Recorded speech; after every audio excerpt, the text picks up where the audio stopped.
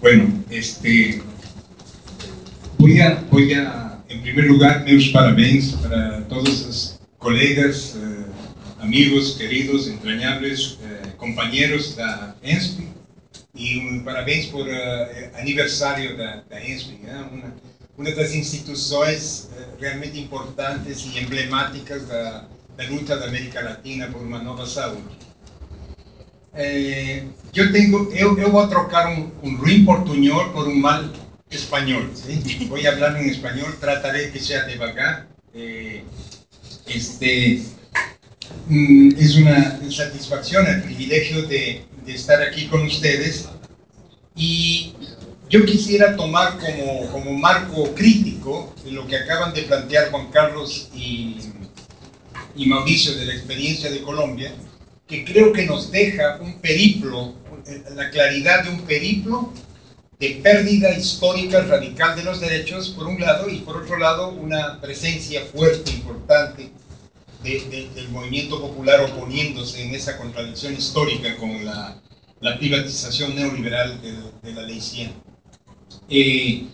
Yo quiero, mi intervención va a dar un giro, primero porque yo no soy un experto en la reforma colombiana, y porque así lo fuera, que yo creo que ya no es necesario insistir más sobre el excelente tratamiento que han hecho Juan Carlos y Mauricio, yo quiero girar un poco mi intervención hacia una reflexión sobre cómo la perversidad estructural actual del sistema está implicando en el horizonte de América Latina nubes oscuras, nubarrones grises de amenaza que me llevan a plantear a mí sobre la urgencia de avanzar desde, como decía al final Mauricio, decía, es que se tenía una conciencia de cliente y hay que pasar a la conciencia del ciudadano.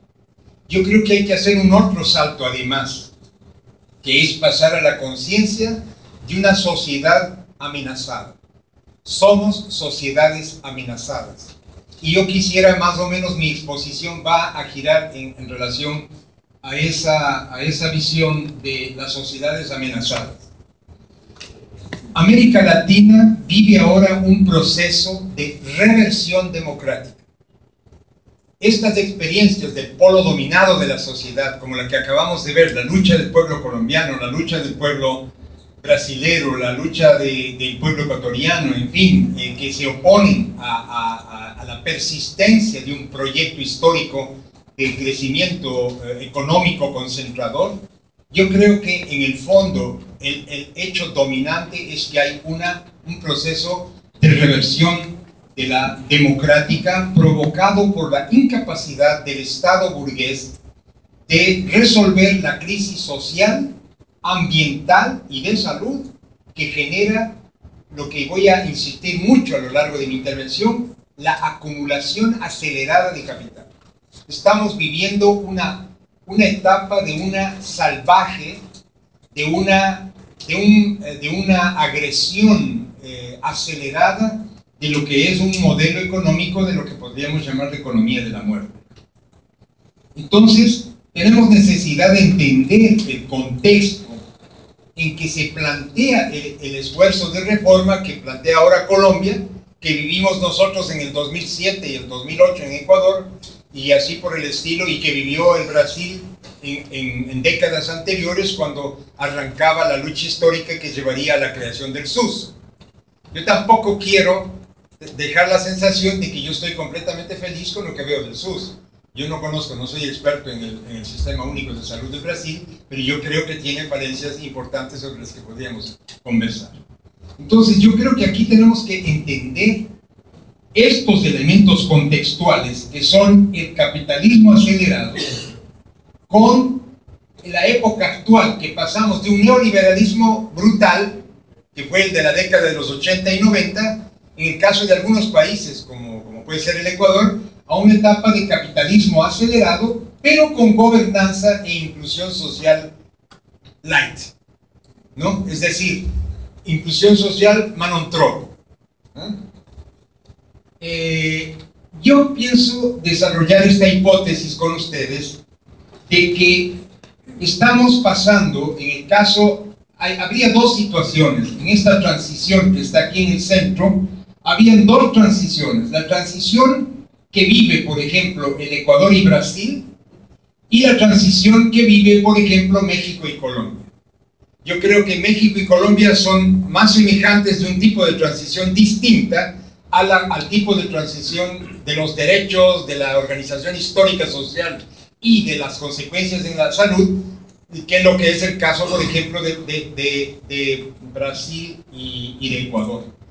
Y tan es así, me da la razón, creo yo, es que yo les he mostrado que en el día que me subí al avión para venir acá al hermano Brasil, yo encontré esta página de un periódico de Ecuador donde el periodista, que está muy informado a mi modo de ver, estaba mostrando una fluctuación radical del espectro político brasileño, de lo que está ahora en el tapete, en el ajedrez de juego, con la irrupción de una situación nueva, políticamente hablando, impensada, además ligada a un accidente inclusive, que genera una etapa de enorme angustia para quienes luchamos por el derecho a la salud, porque no cabe duda que en el contexto latinoamericano, Brasil opera como una especie de transatlántico, de barra pesada, que va a tener del cual se generan efectos en el resto de América Latina que podrían ser un tsunami de retroceso global regional de los derechos. Porque si en Brasil hay un quiebre, si logran las fuerzas que están tras del Brasil en quebrar lo que avanzó con críticas y todo el periodo anterior, lo que se viene adelante es el cobro histórico de la clase más voraz, de los grupos más voraces, para recuperar el lucro perdido de estos años. Yo creo que esa es una etapa de enorme preocupación. En el caso, digamos, de mi país, y quizás con alguna similitud con el Brasil, nosotros vivimos en décadas anteriores un proceso de aceleración de la acumulación de capital por privatización directa, abierta, evidente, además plenamente justificada por documentos técnicos del Banco Mundial y del Fondo Monetario, y de despojo abierto, privatización y despojo abierto, y además con se fueron creando los cimientos, el comienzo de un proceso de monopolización del agua, de la tierra, de todos los grandes recursos estratégicos de nuestros países, y obviamente se consolidaron mecanismos de globalización de la asimetría del mercado. Además, un agresivo capitalismo centrado en el mercado con exclusión radical. El neoliberalismo de los años 80 y 90 fue el neoliberalismo del mercado, de la argumentación de que el mercado resuelve la distribución y que nada tiene que hacer el Estado ni lo público frente a eso, y peor lo social. Entonces hubo una ruptura radical con el pacto social. Un proceso de globalización del libre comercio es cuando surgen las ideas del ALCA, luego falla el ALCA, se aprueban los TLCs en México, sobre todo yo creo que México es el caso emblemático del efecto nefasto después de 22 años de tratado de libre comercio, y países más grandes negocian, pero más o menos en la misma lógica de ese tipo de acuerdos internacionales, el proceso. Hay una hegemonía neoconservadora en el mundo de la cultura, y hay un proceso de consolidación de lo que podríamos llamar el Estado neoliberal clásico. En el caso brasilero y de Ecuador, hay una transición redistributiva, en el caso ecuatoriano, digamos así, desde el 2005, fines del 2005, hasta yo diría más bien el 2011 aproximadamente, de una redistribución, de una transición redistributiva donde se cambia a un proceso de neodesarrollismo con algunos elementos nacionalistas, con espacios de soberanía limitada, con una hegemonía tecnocrática con control. Ya no es el discurso de la gerencia radical en el campo general ni social, sino que es el discurso de una tecnocracia que cree manejar con eficiencia el proceso redistributivo mediano que se maneja. Una modernización del Estado con rasgos redistributivos es un Estado de esa naturaleza.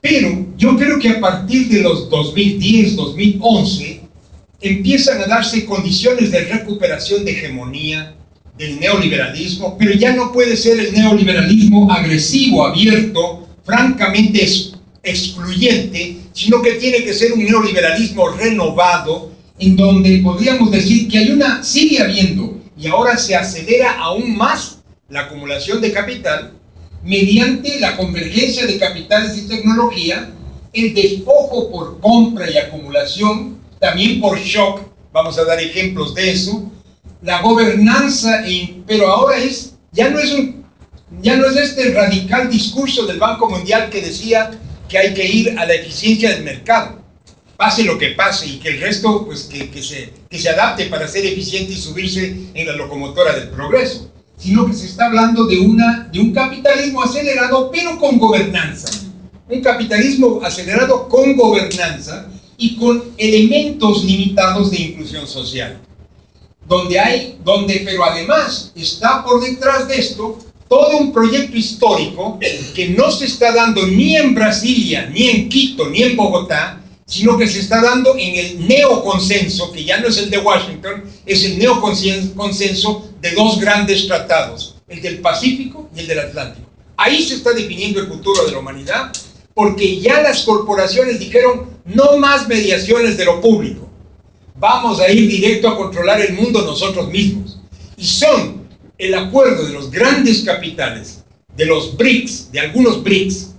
No sé, el Brasil a lo mejor estaba ahora un poco fuera del juego, pero quién sabe si puede volver al juego, que puede estar haciendo la India, o puede estar, porque no sé si ustedes oyeron las declaraciones del primer ministro hindú, el nuevo primer ministro hindú. Ese ya no es una etapa de mediación, ese es el agresivo capitalismo altamente desarrollado hindú, la visión china y la visión, tal vez, ojalá no sea, de un nuevo Brasil, que entre al juego de los BRICS, entrando a esta gran redistribución del poder mundial y a la necesidad de una nueva guerra fría. Hay necesidad de una nueva guerra fría. El proceso de Ucrania no es otra cosa que la lucha sobre el gas. Es la historia de la lucha sobre el gas. El gas natural ruso versus el gas por fracking de la Europa y de los Estados Unidos, el gas por fracking de California. Es decir, es en el juego de estas perversidades estructurales que nosotros tenemos que entender el reto de la salud colectiva latinoamericana y de nuestros países. Y entonces, el desafío ahora, como ha sido en décadas anteriores, es estudiar con atención este tipo de transiciones, despojándonos de una visión tecnocrática. Lo que yo creo que nos puede hacer mucho daño a la salud colectiva es hacernos más papistas que el Papa y pensar a lo Hopkins o pensar a lo que fuera, en el sentido de tecnocratizar a la salud colectiva, creer que todo se resuelve con paquetes de variables, software y nuevas eficiencias gerenciales de la salud, y no entender que hay un proceso de destrucción de la humanidad en donde nosotros tenemos que entrar con una salud colectiva científicamente consolidada, rigurosa científicamente, de excelencia científica, pero de profundo compromiso social. Si ustedes observan en el panorama los congresos de salud colectiva en varios países de la región, notamos una vuelta de la vieja salud pública, de esa vieja salud pública funcionalista, hegemónica, que fue desterrada de algunos países y que podría estar amenazando con volver al escenario de la enseñanza de la salud pública. Ya no tendremos escuelas y entonces tendremos que decir que ya no será pues el mismo escenario académico que tenemos ahora. Entonces, yo por eso quiero tratar rápidamente, espero que me dé tiempo, estoy midiéndome aquí yo también, pero tú me avisas, estos 3 puntos rápidamente, que es, ¿por qué estoy hablando de esta economía de la muerte y de una civilización del antropocentrismo consumista? La diferencia entre reforma de salud y reformismo en salud, y por último, la determinación social y la epidemiología crítica, que es, bueno, ustedes dirán cada loco con su tema, ¿cómo puede ser una herramienta de conciencia y una organización alternativa? El siglo XXI, dolorosamente, es un siglo de aceleración de una economía de la muerte. Y cuando digo economía de la muerte, no es que me quiero hacer el dramático, sino que estoy usando un término de la economía política. economía de la muerte significa una economía girada a trabajo muerto, a objetos, a mercancías, y no a trabajo vivo, que es la vida humana o la vida en la naturaleza. No es una economía que se preocupa del trabajo vivo, de cómo reproducir al ser humano y a la naturaleza. Es una economía para el negocio, para el market. Desde los años 80 irrumpió en esa primera etapa del neoliberalismo el proceso, una expansión acelerada de la economía de gran escala, porque no es una economía, la aceleración no puede darse con pequeña empresa, no acepta la pequeña o mediana empresa. Es una economía de gran escala, empresarial y transnacional, donde convergen tres mecanismos que son la base para la aceleración. La aceleración de capital, la economía de la muerte funciona mediante convergencia tecnológica, mediante despojo y mediante shock. Son los tres mecanismos con los cuales se acelera la gran concentración de riqueza en nuestras sociedades. Entonces, ¿qué queremos decir con convergencia de tecnología para la aceleración de la acumulación? Queremos decir que estamos hablando de que los grandes capitales que se van a aliar van a trabajar con recursos nuevos como la nanotecnología, la biotecnología genómica y proteómica, la informática, las neurociencias y la geoingeniería. Ustedes dirán, pero bueno, estos son recursos que el ser humano tiene para mejorar la eficiencia productiva. Yo les podría decir que la respuesta es sí, si es que esto funciona en la economía de la vida, y no si es que funciona en la economía de la muerte. O sea, el transgénico en sí mismo no es el problema, es cómo si es que el transgénico es abaratar el maíz para poderlo meter en toda la alimentación norteamericana, y ahora los niños con autismo creciendo en todos los Estados Unidos, o si es una ingeniería genética para mejorar considerablemente procesos. Por ejemplo, ¿qué problema va a tener la nanotecnología para poder tratar un tumor in situ? Eso es una maravilla. O sea, si uno puede incidir con el citotóxico in situ, es mucho mejor que hacer una quimioterapia abierta afectando todos los sistemas. O sea, la nanotecnología en sí misma no es el problema. El problema es la nanotecnología y la economía de la muerte. Ahí la nanotecnología y los nanocomponentes, por ejemplo, en agricultura, por ejemplo, o la biotecnología, la ingeniería genética, etcétera, los transgénicos van a tener problemas muy serios de ese tipo. Entonces, por otro lado está todo lo que llamamos el pillar. En portugués no hay despojo, pero hay pillaje, ¿no? Pillaje. Y una monopolización acelerada. Entonces, miren, podemos dar muchos casos brasileños, podemos dar muchos casos argentinos, podemos dar muchos casos paraguayos, podemos dar muchos casos peruanos, ¿no? De lo que es el despojo, que es tomarse las cosas por varias vías. Pero yo les quiero mostrar una vía muy elegante del despojo, que es mundial, no se salva nadie. El despojo de Etiopía como ejemplo. Ustedes saben que ahora todo el mundo empresarial habla de que el milagro etíope, que salió de la miseria y ahora Etiopía es, de poco dicen, un boyante país de desarrollo maravilloso porque incorporó enormes territorios empresariales. Vean ustedes qué pasa con Etiopía. Etiopía se da una estampida de corporaciones de la India, de China, de Arabia del Sur, para arrendar las tierras más fértiles de África, que están, entre otras cosas, en esa zona. Miren ustedes cuánto pagan por arriendo de tierra por cada hectárea y por año en Etiopía. 5 a 20 euros de arrendamiento por hectárea y por año. ¿Cuánto pagan en Europa? 300 euros. En Asia, 500 euros.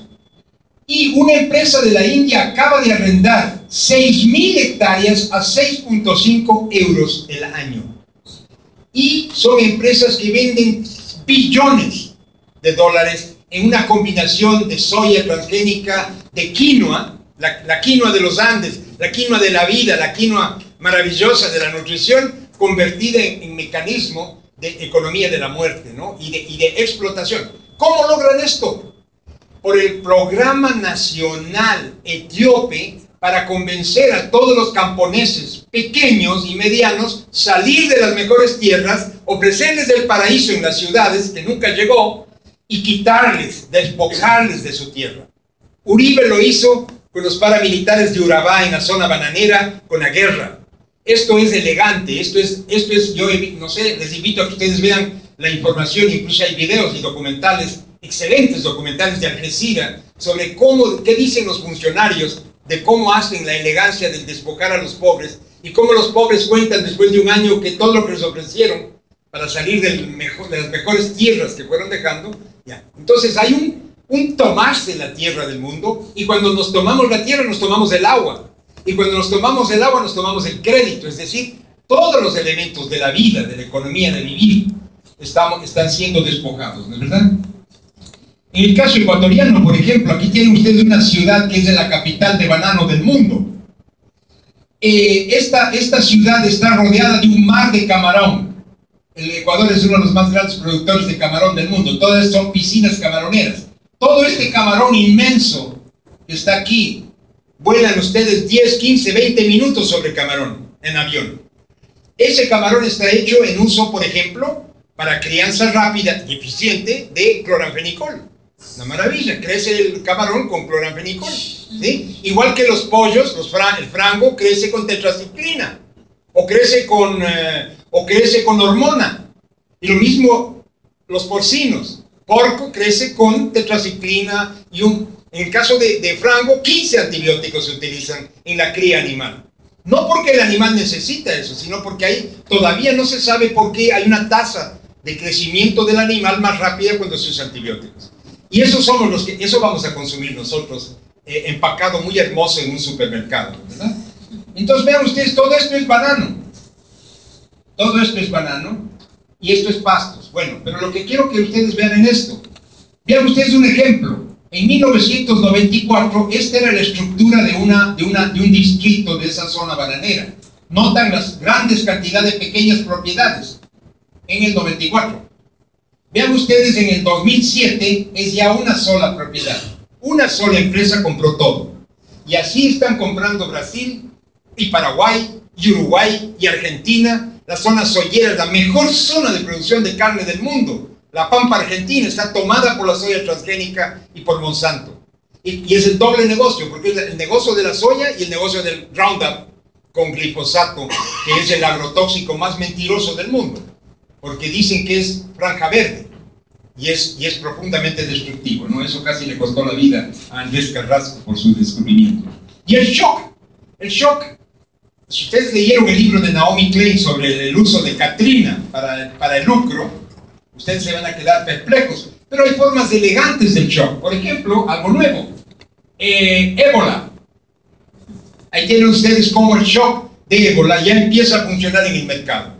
El shock de ébola ya significó cómo estas decisiones, esta es la curva del valor de las acciones de la empresa que maneja la producción, la TACM, que maneja el TACM ébola, la Tecmira Farmacéuticas, fluctúan cada vez que toma la OMS o el nivel de salud una decisión, lanza prueba controlada de TACM ébola, suben las acciones.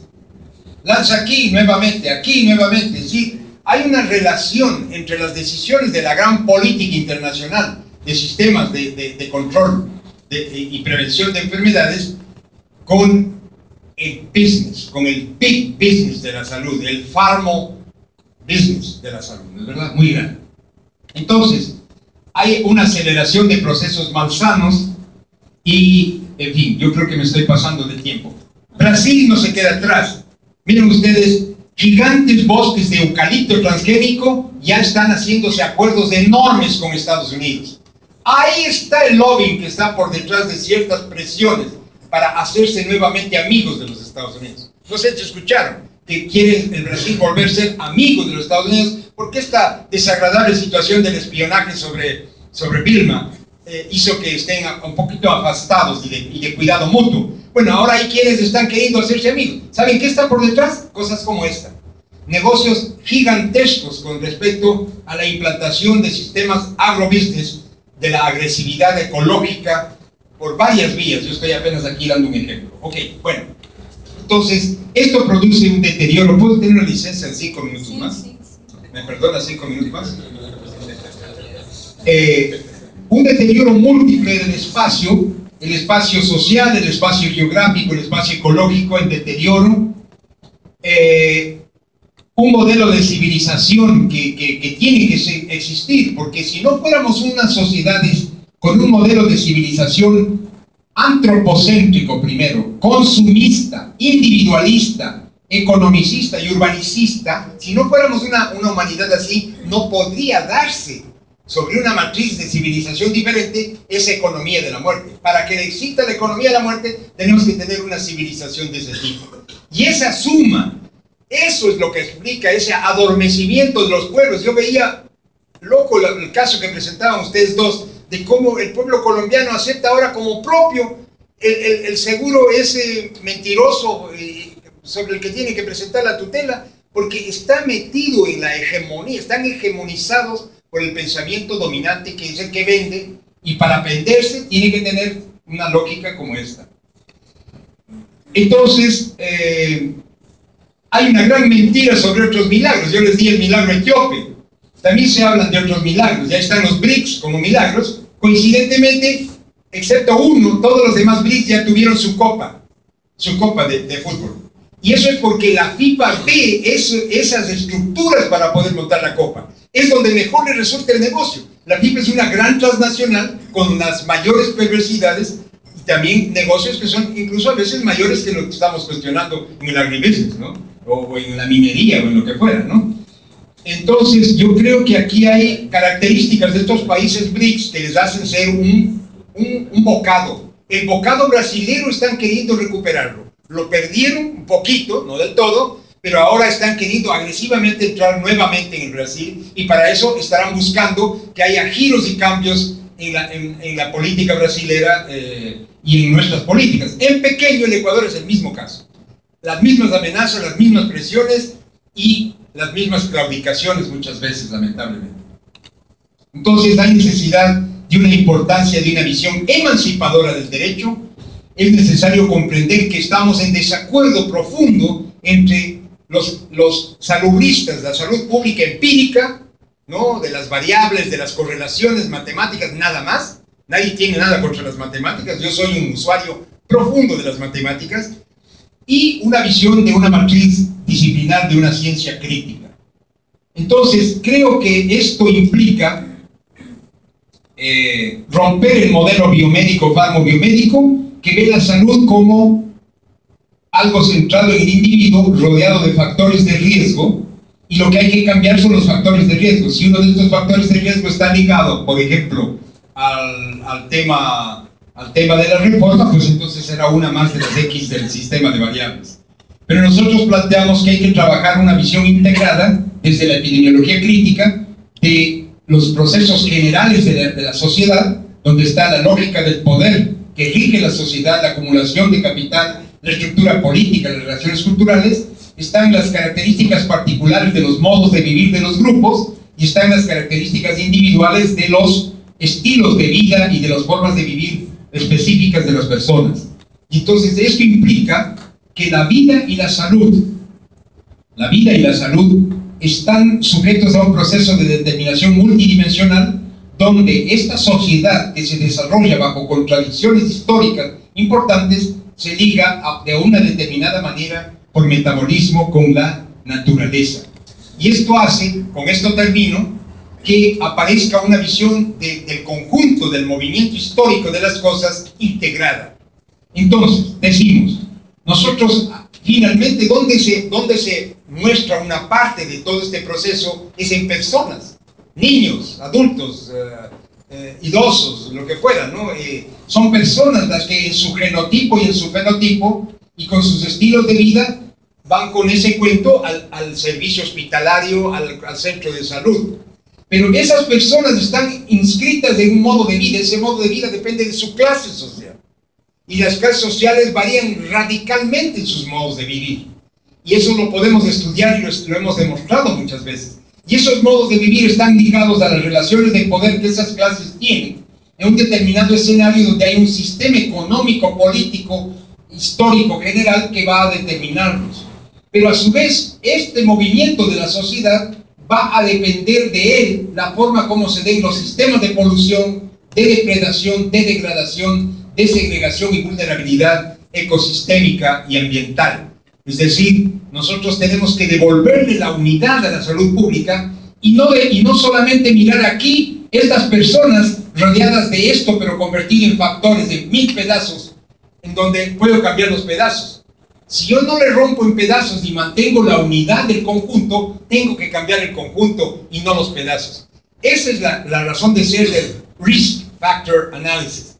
Es convertirle a la realidad, cosificarle en pedazos que son variables y decir la salud pública tiene que actuar sobre variables y sobre modificaciones puntuales. Esa cosmética, esa es una cosmética, ¿no es verdad?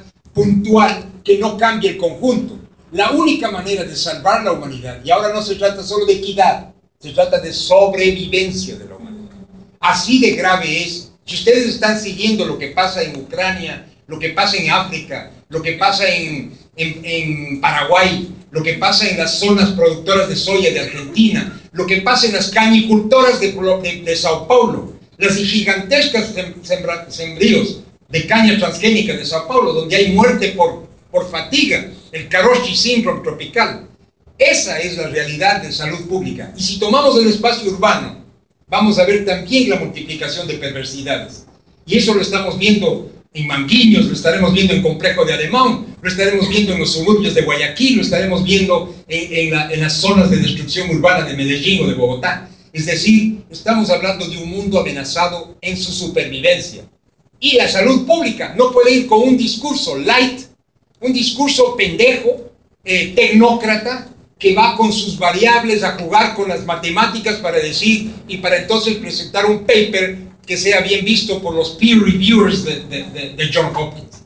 Yo respeto la universidad norteamericana, tengo una hija estudiando un doctorado en Norteamérica, enseño en Norteamérica, amo a mis estudiantes norteamericanos, tengo familia norteamericana, pero hago una diferencia entre ese pueblo bueno y todo lo que es la perversidad de los halcones, los hawks, que están tras de devorarse el mundo entero. Y al devorarse el mundo entero, se devorarán la salud y se devorarán la humanidad. Y nosotros, con un discursito en congresos, presentando mi último paper que me da 5 puntos más en mi concurso docente, como profesor de una universidad. Eso es vergonzoso y es peligroso.